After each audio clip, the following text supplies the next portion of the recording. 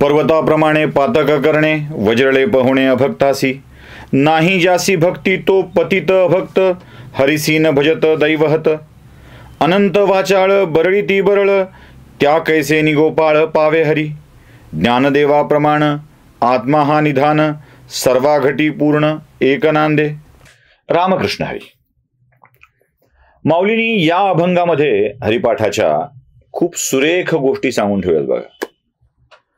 हे करण्यासाठी मी तुम्हाला सुरुवातीलाच एक गोष्ट सांगतो, मग आपण जाऊया माऊलींनी जे सांगितलंय ते समजण्यासाठी. आधी एक गोष्ट, मग जगद्गुरु तुकोबाराय यांचा एक अजून अभंग, आणि मग पुढे जाऊया, म्हणजे आपल्याला टप्प्याटप्प्याने ते लक्षात येऊ लागेल.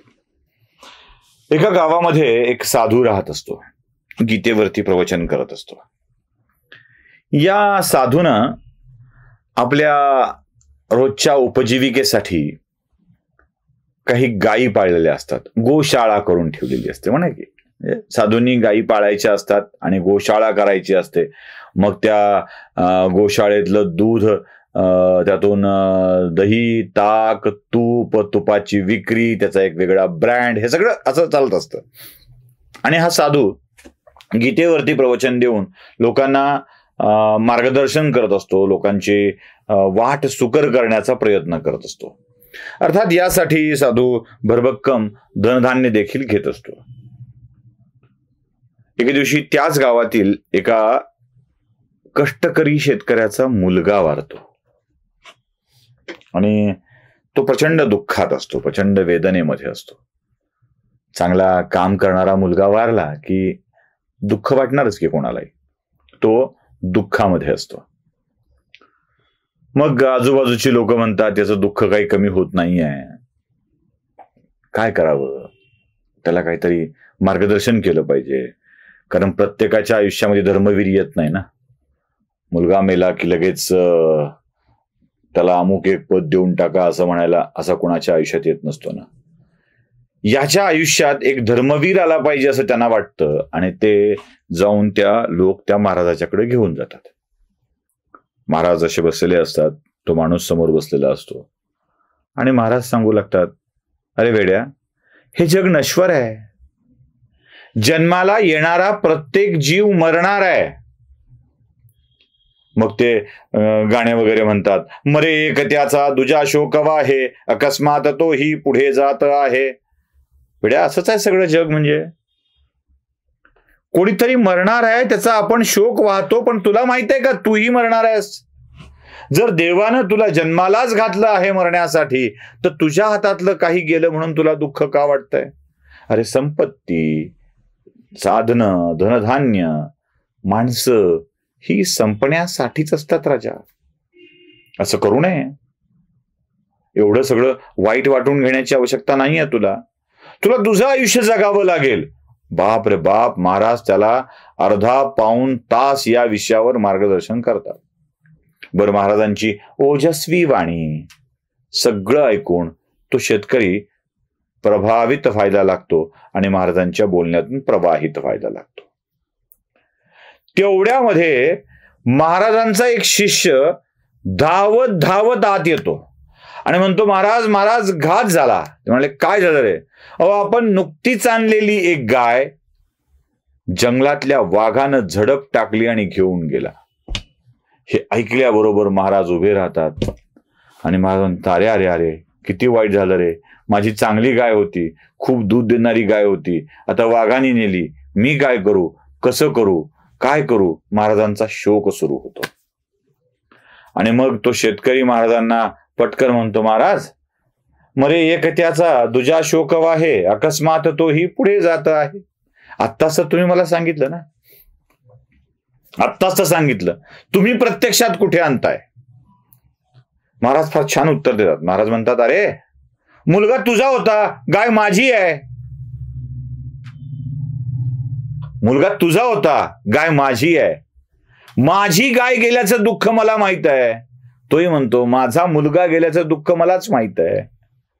दुसऱ्याच्या दुःखासाठी वेगळं पॅरामीटर आणि आपल्या दुःखासाठी वेगळं पॅरामीटर, अशी दोन दोन संकल्पना घेऊन महाराज जर मार्गदर्शन करत असतील तर ज्ञानोबारायांच्या माऊलींच्या लेखी याला बरळणं म्हणतात. बरळणं, बरळण्याशिवाय दुसरं काहीच नाहीये. जगद्गुरु तुकोबाराय आणि माऊली दोन प्रकारचे वाचाळ सांगतात. एक आस्तिक वाचाळ, दुसरा नास्तिक वाचाळ. नास्तिक वाचाळांसाठी तुकोबाराय खूप छान अभंग सांगतात, तो ऐकूया. देह तोची देव भोजन ते भक्ती, मरण ते मुक्ती पाषांडाची. तुका म्हणे खीळ पडो त्यांच्या तोंडा, किती बोलो भांडा वादकाचे. आता या अभंगात म्हणजे या सगळ्या लोकांना तुकाराम महाराज स्पष्ट सांगून टाकतो. जगद्गुरु तुकोबारायांचं ते एवढं छान आहे ना, ते म्हणतात तुका म्हणे खीळ पडो त्याच्या तोंडा, बस झालं, बाकी काहीच नको. तुका म्हणे खीळ पडो त्याच्या तोंडा, किती बोलो भांडा वादकाशी. काय फायदा या लोकांशी बोलून, नास्तिकाशी बोलून? त्यांना काहीतरी कुरापत काढायची असते. अशा बरळणाऱ्या लोकांच्या, नास्तिकांच्या पुढे काही बोलू नये. आणि हा जो महाराज होता ना, तो आस्तिक बरळणारा आस्तिक वाचाळ झाला. हा आस्तिक वाचाळ सुद्धा अशा स्वरूपाचे असतात. प्रवचन करावी, काहीतरी बोलावं, काहीतरी सांगावं आणि लोकांकडून त्याचा लाभ घ्यावा. पुन्हा येतात तिकडे लाभाकडं. आपण याच्या आधीच्या भागामध्ये बघितलं ते इंद्रिय लोलुपता, मोह, माझ्या बरळण्यातून माझा काहीतरी फायदा व्हावा, याला म्हणायचं लोलुपता. म्हणजे मी तुम्हाला जे आधी म्हणालो ना की हे चॅनल पैसे कमवण्यासाठी नाही आहे, काहीतरी समजावं यासाठी आहे. कारण माझंही आस्तिक वाचाळ या बरळण्या प्रकारातच येईल ना सगळं. सांगतोय खूप छान, पण काय 4 रुपये मिळावे, मोह आलं ना, या आस्तिक वाचाळ या प्रकारामध्ये येतो हा माणूस. मुळात गंमत सांगू, आश्रय कुणाचा असावा? सोपं आहे. आश्रय कुणाचा असावा?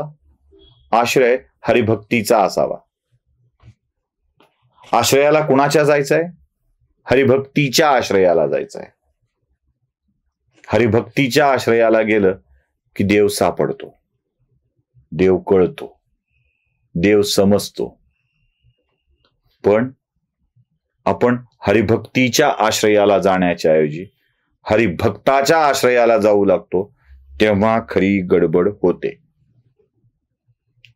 साधकांच्या आश्रयाला जाणारी माणसं, ज्यांना साधकांचा आश्रय मिळवायचा असतो, अशी माणसं कधीच ईश्वराची प्राप्ती करू शकत नाहीत. साधं सोपं सरळ गणित आहे. ज्यांना साधकांचा आश्रय हवा असतो, साधकांचा आश्रय म्हणजे मी देवाचा भक्त आहे असं दाखवीन, आणि मी देवाचा एकदा का भक्त झालो की मग लोक मला महाराज महाराज म्हणून माझ्या पाया पडायला लागतील. एकदा का पाया पडायला लागले की मी त्यांना हरिकथा सांगून गुंगवून टाकेन. मग आश्रमासाठी निधी गोळा करू शकेन, मग आश्रमाच्या विकासासाठीचा निधी गोळा करू शकेन, आणि असा निधी गोळा झाला की मग आश्रमासाठीच्या गाड्या येतील, आश्रमात आपल्याला मग भंडारा घालता येईल, अन्नदान करता येईल, त्यातून अधिकाधिक लोक जुळतील, मग आपलं साम्राज्य उभं राहील. हरिभक्तीच्या आश्रयाला जाण्याच्या ऐवजी हरिसाधकांच्या आश्रयापासून जगणारी माणसं ही वाचाळ असतात, आणि अशा वाचाळांच्याकडून देव कधीच समजणं शक्य नाही. रामकृष्ण हरी.